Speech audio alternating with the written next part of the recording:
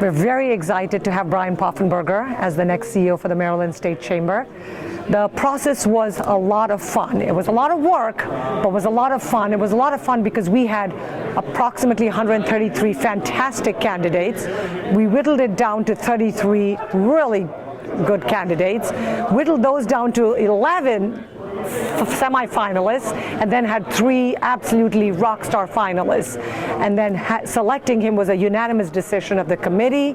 We are so excited because he has the Maryland background, the Maryland experience. He's familiar with the Maryland Competitiveness Coalition. He's been extremely successful in increasing membership and retaining membership, in building the Chamber of Commerce from which he's coming to our chamber.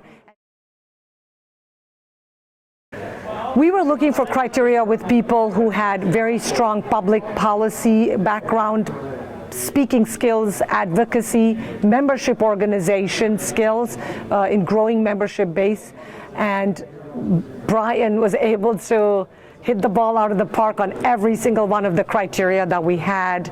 And his previous background in having worked with the Maryland Competitiveness Coalition, in having worked with the Legislative Committee, all of those were like plus points, extra feathers in our cap in making the decision to have him become our absolute finalist candidate. I'm really excited with the opportunity to working with Brien, and I know the entire executive committee and the board would be delighted with the decision.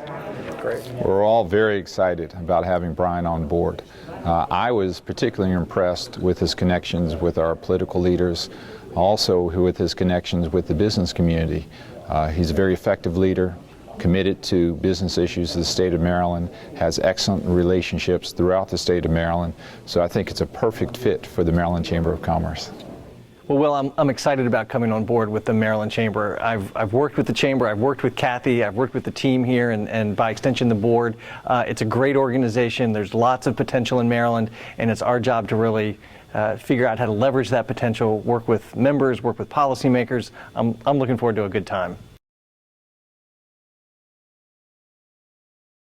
Well, certainly extending what the Maryland Chamber is already doing, the Competitiveness Coalition, all the strides that we've made in that realm, really ginning up a conversation about competitiveness and the competitive advantages that Maryland has in its business environment. That's a core to what the Maryland Chamber has been doing for the last 18, 24 months, and it'll be core to what I do when I take over.